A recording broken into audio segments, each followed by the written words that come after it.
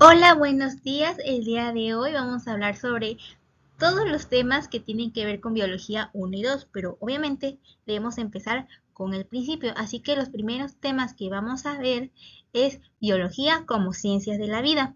Bueno, vamos a empezar. ¿Qué es biología? Biología es la ciencia que estudia la vida. Bio, vida. Logía, ciencia. Pero no solamente va a estudiar la vida, sino también el entorno. ¿Y entonces por qué va a estudiar el entorno? Bueno, es que la biología también estudia seres sin vida. ¿Y cómo estudia seres sin vida? Si la biología nos estamos refiriendo, ¿qué va a estudiar todo lo vivo? Bueno, hay una parte de la biología que estudia a los virus y como sabemos, los virus no tienen vida. Entonces, ¿por qué la biología los estudia? En este caso, la virología. Los estudia, ¿por qué? Porque causan enfermedades, actúan como parásitos en los seres vivos. Entonces, nosotros debemos saber cómo va a afectar al ser vivo para poder actuar ante este ser no vivo, que es los virus. ¿Y por qué se dice que no tienen vida? Bueno, se dicen que los virus no tienen vida. ¿Por qué? Porque los virus, aquí como ve, bueno, no puse virus, pero los virus no van a hacer metabolismo propio. ¿Por qué? Porque los virus tienen ADN o ARN. ¿Qué significa esto?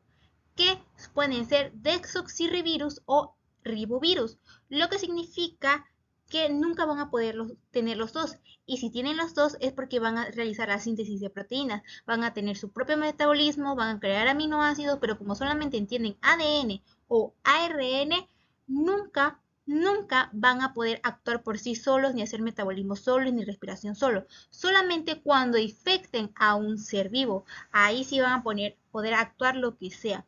Mientras que se encuentre en una superficie, por ejemplo, nuestros celulares, estos virus pueden morirse muy rápido con alcohol, con agua. Por eso es que, por ejemplo, cuando decían del COVID-19, decían, lávense bien las manos. ¿Por qué? Porque cuando está de forma externa el virus, son muy sensibles y fáciles de matar. Y es por eso que decimos que es un ser que no tiene vida propia. Necesita afectarnos a los seres vivos para así poder multiplicarse. Bueno, ahora, ¿qué es una ciencia? Una ciencia es un conocimiento científico que se basa en un método científico, por lo que la biología es una ciencia fáctica o empírica también se le conoce. ¿Y por qué fáctica y empírica? Porque se basa exactamente en un método científico para poder realizarse. Entonces debe de tener ciertas características estas ciencias. Debe ser sistemática, metódica, objetiva, verificable y modificable. Sistemática porque tiene que seguir un orden de pasos, metódica porque esos pasos deben de seguirse al pie de la letra, objetiva porque los resultados que se den no se van a poder, y no, nosotros no podemos intervenir. O sea, el resultado que dio, ese se va a exponer. Después, modificable, porque conforme va pasando el tiempo, la ciencia va evolucionando. Y entonces tiene que ser poder cambiarse. Y verificable, ¿por qué? Porque se pueden verificar cada uno de los pasos cuánto van cambiando. Entonces, ya que vimos las características de las ciencias fácticas o empíricas, debemos de saber que hay dos tipos de ciencias. Hay ciencias puras y ciencias aplicadas. ¿Qué significa esto? Las ciencias puras generan conocimiento, una G, aplican conocimiento de A, pero de forma que individual, una I. A diferencia de las aplicadas, que igual generan conocimiento, aplican conocimientos, soy muy mala con esto, y de forma, lo único diferente que es social.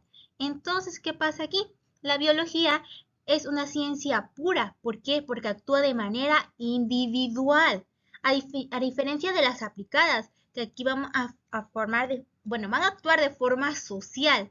Entonces, la biología es una ciencia pura, es una ciencia madre que conjunto a la medicina y a la ingeniería ya pueden actuar. Por ejemplo, Yo, un biólogo, o sea, yo descubro la cura contra el COVID-19, pero ¿qué pasa? Yo no puedo hacer medicamentos y aplicárselo a los seres humanos, sino necesito de ingenieros y médicos que puedan avalar mi conocimiento, producirlo a grandes masas y ahora sí aplicárselos a los seres humanos. Entonces, es unas ciencias que trabajan conjuntas para poder lograr lo que hoy conocemos como medicamentos, vacunas, etcétera. Ahora vamos con el pionero de la biología. Aquí está el pionero de la biología. Ahora vamos a poner. Aquí está el pionero de la biología. ¿Quién es? Es Aristóteles. ¿Y por qué es Aristóteles? Bueno, se le considera el padre de la biología porque fue el primero en clasificar a los seres vivos en Animalia y Plantae. Aunque aquí puse zoología y botánica, pero entendemos que es el estudio de los animales y de las plantas.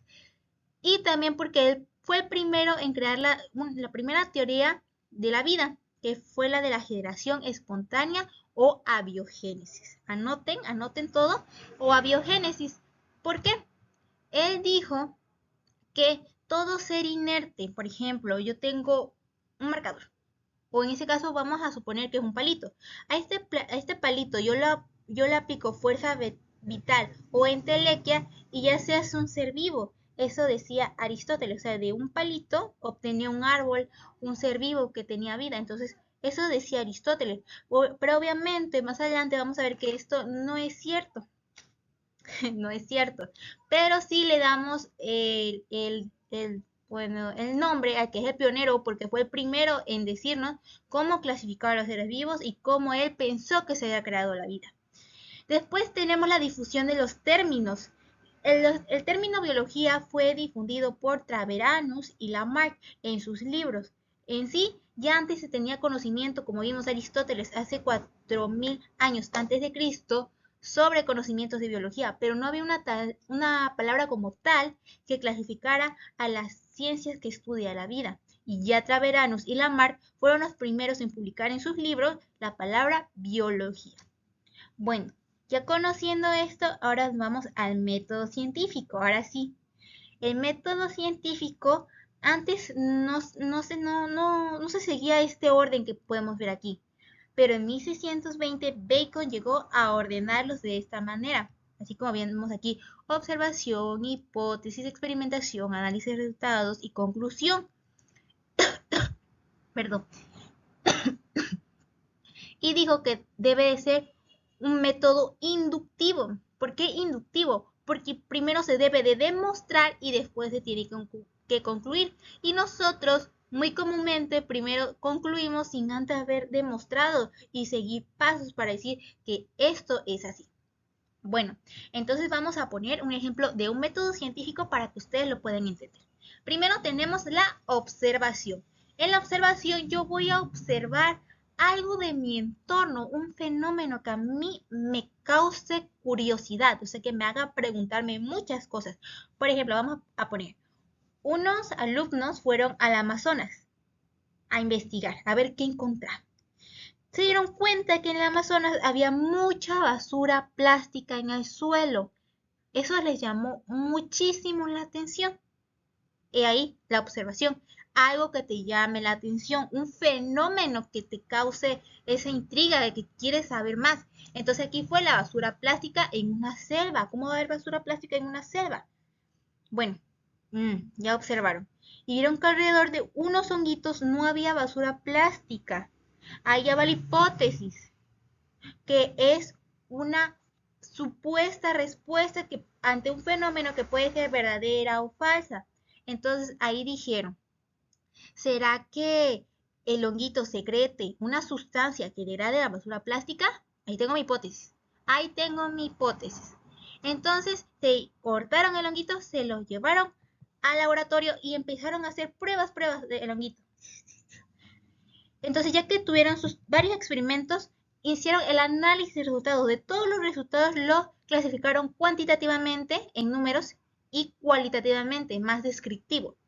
Y ya en la conclusión dieron la verdadera respuesta y obtuvieron que exactamente, sí, así es.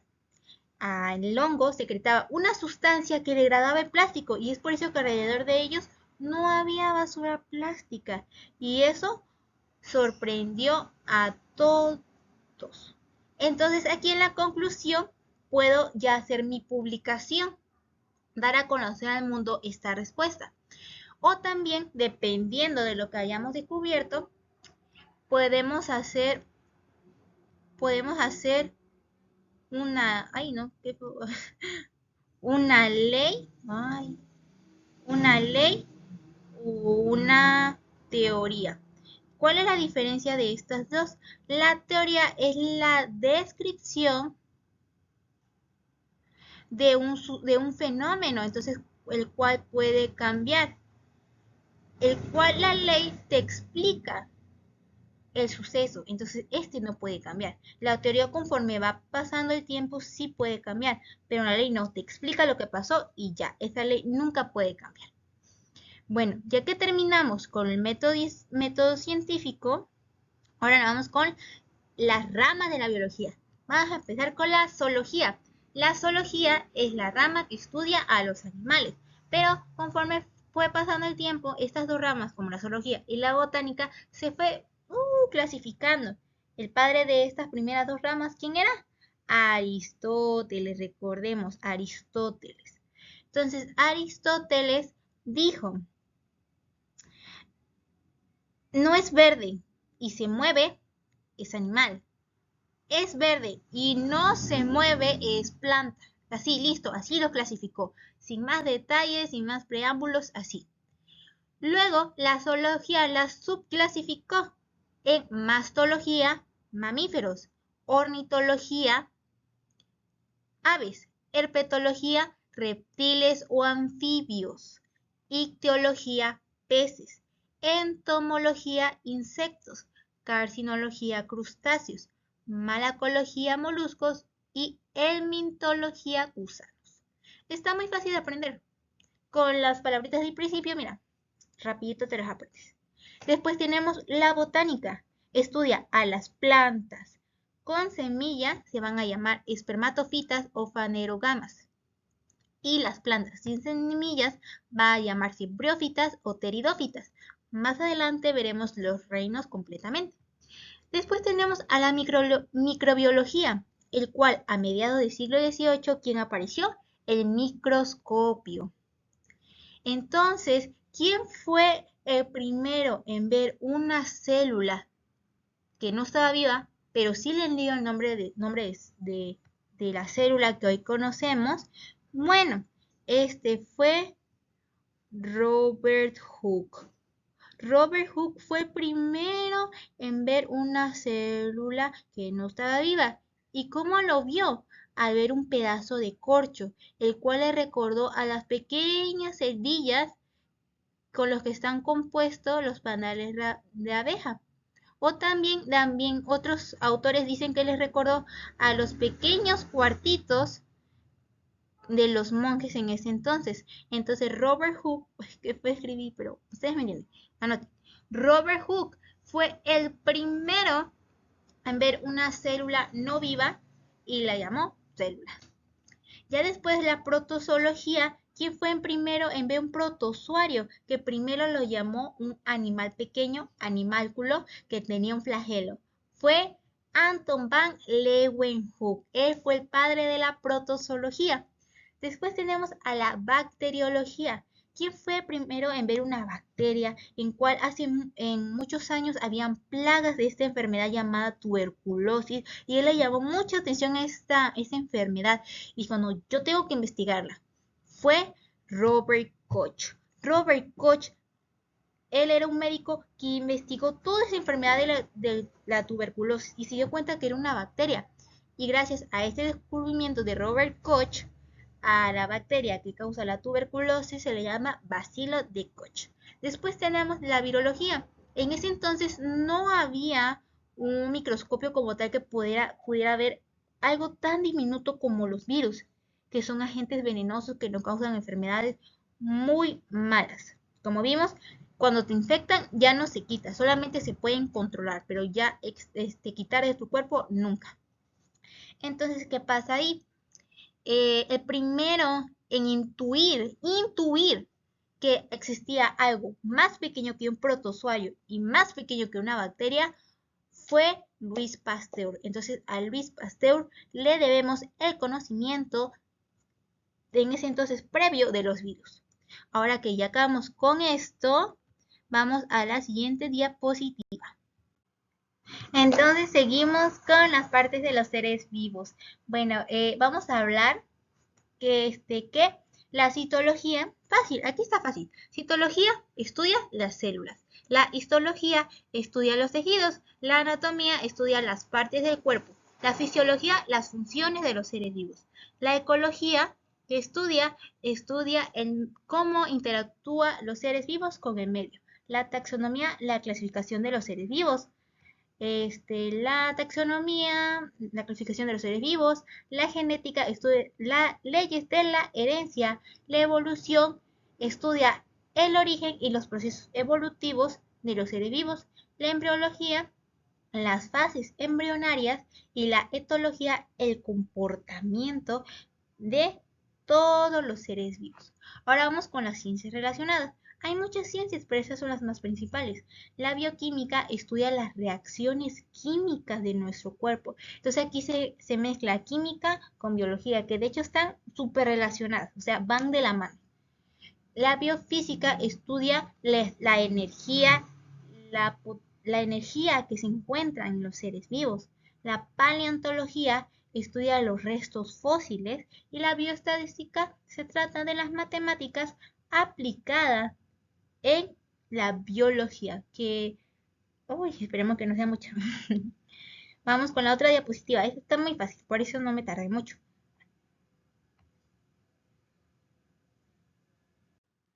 Ahora nos vamos con los niveles de organización de la materia viva. Los niveles de organización de la materia viva, aquí vamos a ver cómo nos clasificamos nosotros, dónde nos encontramos para que seamos un ser vivo. Bueno, lo primero que vamos a encontrar son los átomos. Los átomos es lo más pequeño del nivel de la materia, más no de la materia viva, recuerden, porque aquí es el nivel, vamos a empezar primero, de que los niveles de organización se van a dividir en tres secciones. Nivel abiótico o biotopo, no hay vida todavía aquí. Nivel biológico, biótico o nivel biótico o nivel biocenosis, aquí ya hay vida. Y nivel ecológico, aquí cuando ya interaccionamos con otros seres vivos, va a ser el nivel ecológico, como ya lo había dicho. Bueno, vamos a empezar con el nivel abiótico, donde no hay vida, o también llamado biotopo. Los átomos es la cosa más pequeñita en la materia, más no viva. Aquí en los átomos vamos a encontrar a los 25 elementos que conforman a los seres vivos, que los que conocemos principalmente carbono, hidrógeno, oxígeno, nitrógeno, fósforo,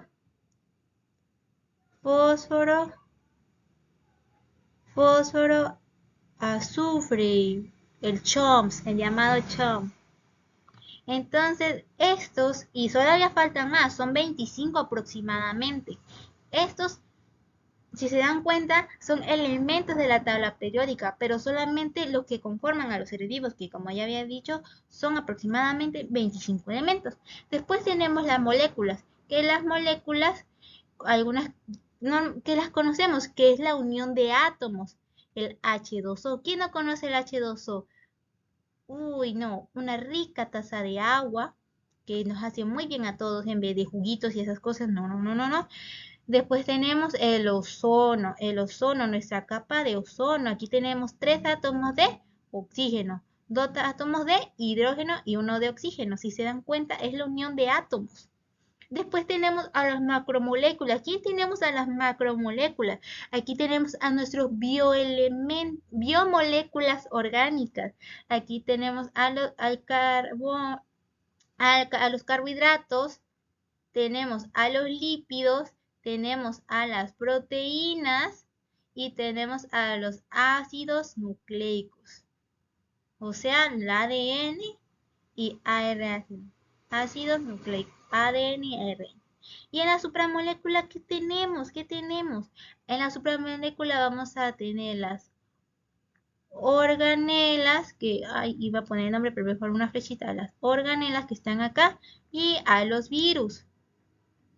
Acá, ¿qué organela es? La mitocondria. Aquí vamos a tener la mitocondria, los lisosomas, la vacuola, el aparato de Golgi, retículo plasmático liso, rugoso, los centriolos, el núcleo y todas las organelas de la célula. Y también vamos a tener a los virus que, si se dan cuenta, no llegan al nivel abiótico, a la biocenosis. No llegan, se quedan a punto, pero no llegan.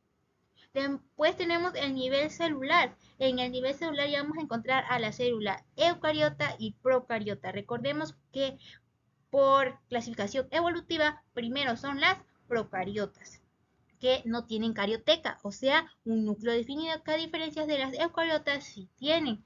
Y recordemos que por la teoría de Lynn-Margulis, la teoría de la endosimbiosis, que más adelante vamos a ver,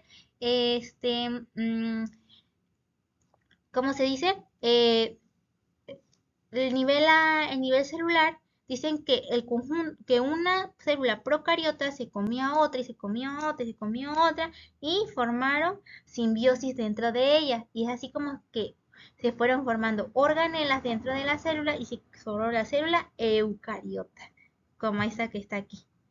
O sea, fagocitó, se comió varias procariotas y hizo una célula bien grandotota que fue la célula eucariota. Entonces tenemos acá a las procariotas y eucariotas. Después tenemos al nivel tisular, nivel tejido. Aquí vamos a encontrar. Aquí vamos a encontrar la sangre, tejido de sangre, adiposo, nervioso, muscular. Que yo aquí me sorprendí porque conforme estaba investigando, decía que la sangre era un tejido y yo siempre pensé que era pues nunca pensé que era un tejido, la verdad, pero recordemos que el tejido es la unión de células y la sangre está compuesta de células blancas, eritrocitos, hemoglobina y todo esto, o sea, es un conjunto de varias células que forman a la sangre.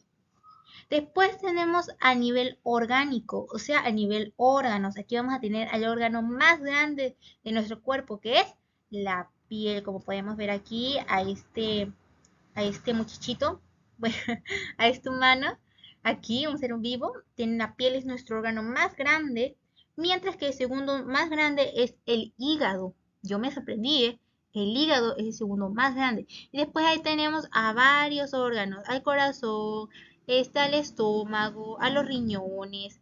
Y luego al conjunto de todos estos vamos a tener los aparatos y sistemas.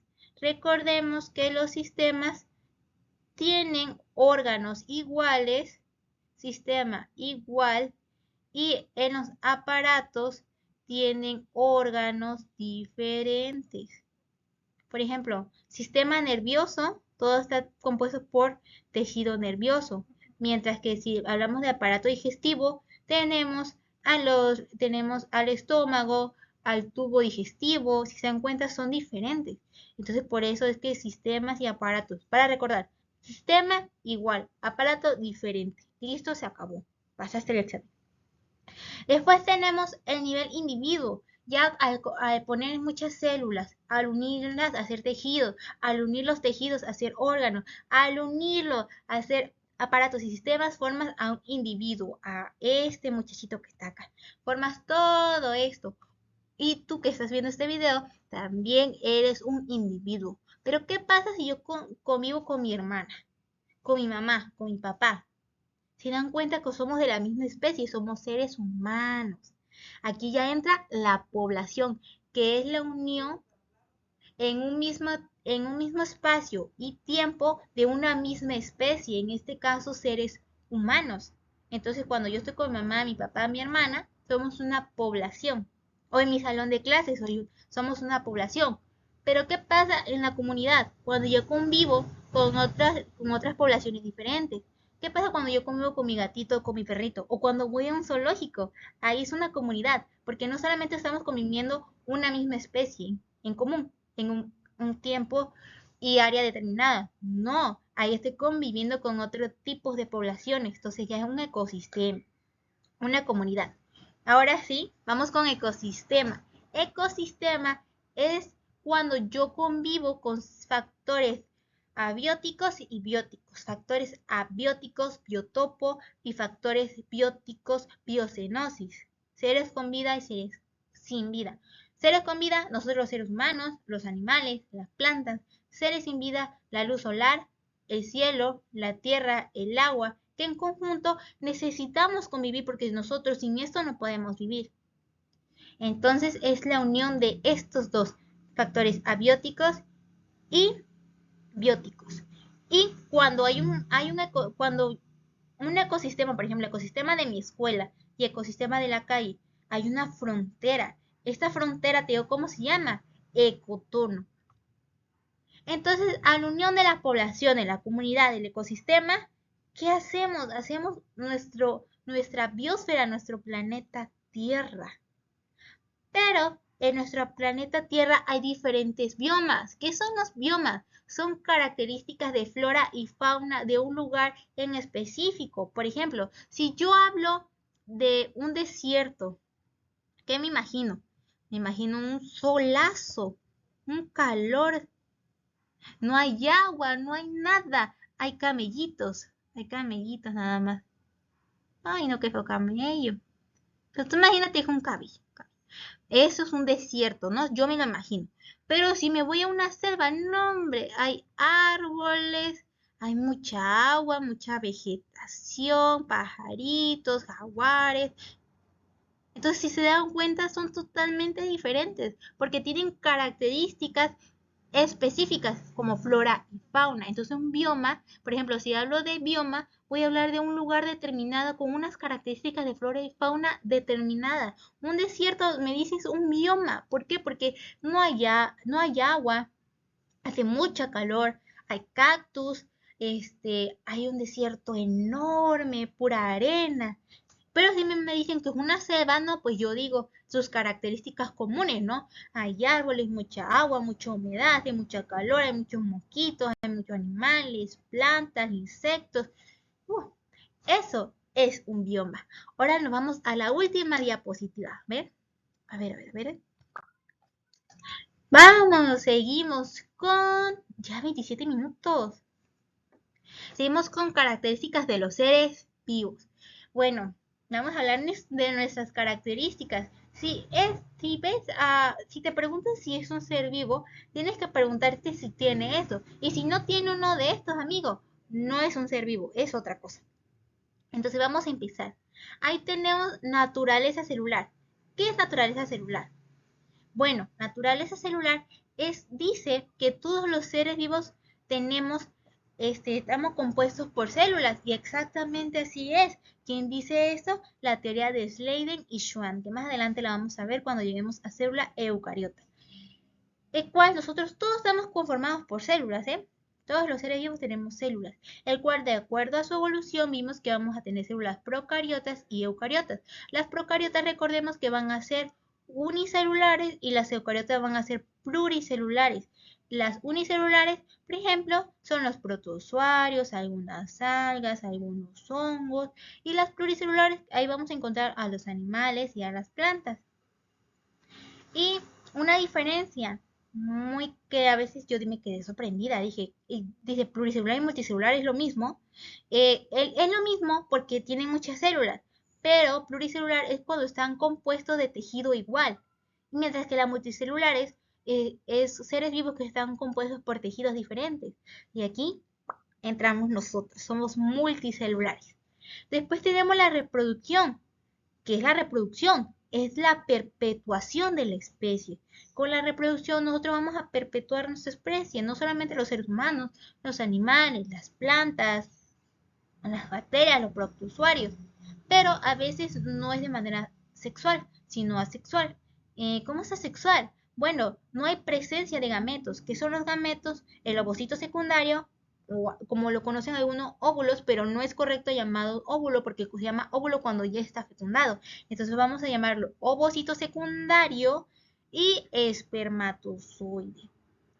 También va a intervenir un solo progenitor. Aquí no tiene que cansarse en buscar a alguien adecuado para perpetuar la especie. Ella dice, no, yo solita me multiplico, me divido, me fragmento, me hago un partenogénesis y tengo otro individuo igual a mí, por lo que no va a haber variabilidad genética. Aunque eso es una desventaja, porque por ejemplo, si yo el individuo tengo, por ejemplo, una deformación, a todos mis hijos les voy a pasar esa deformación.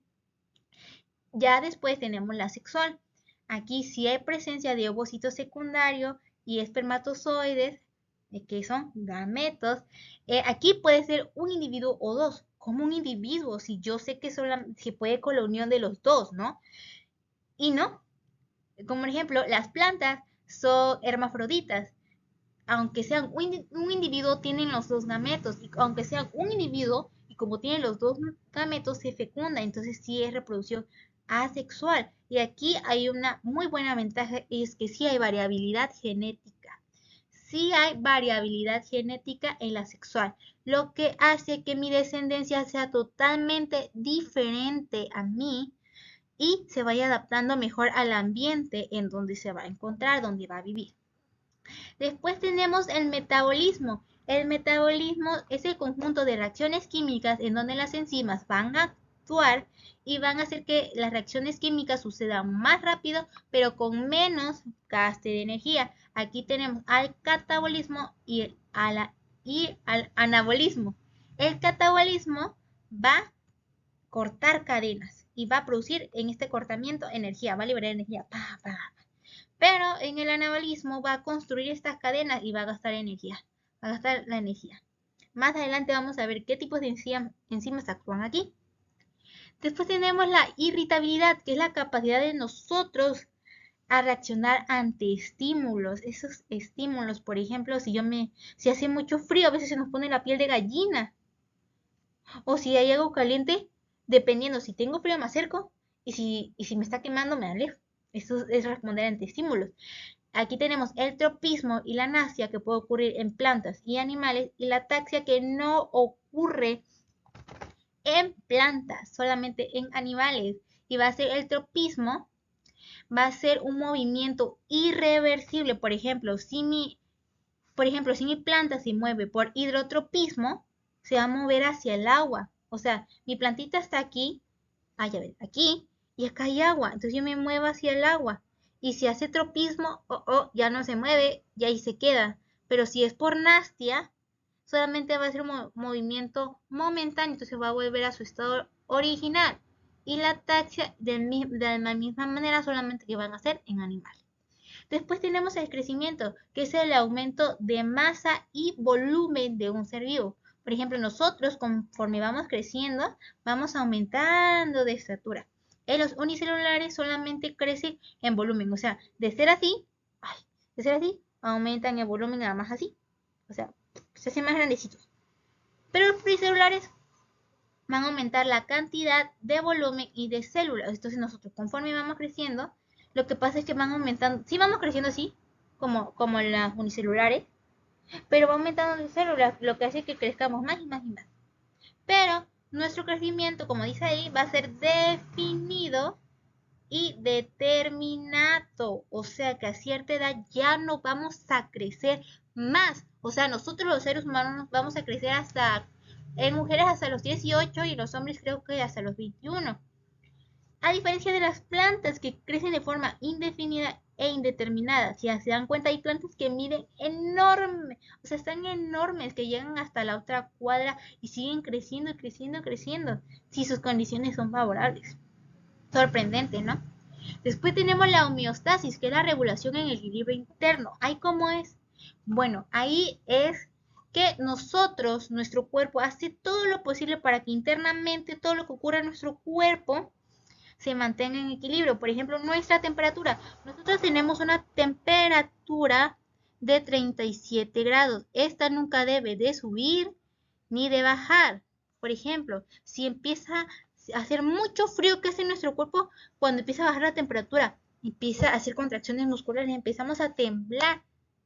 ¿Y qué hace? Produce calor. Por ejemplo, cuando nosotros nos hacemos así las manos, ¿qué hace? Produce calor. Entonces nuestro cuerpo, al hacer contracciones musculares, produce calor dentro de nosotros para mantenernos a los 37 grados.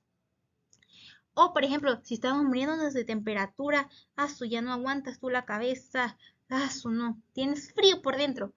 Y nuestro cuerpo, ¿qué hace ahí? Empieza a sudar. ¿Por qué? Porque el agua es termorreguladora, hace que nos enfriemos para estar a los 37 grados.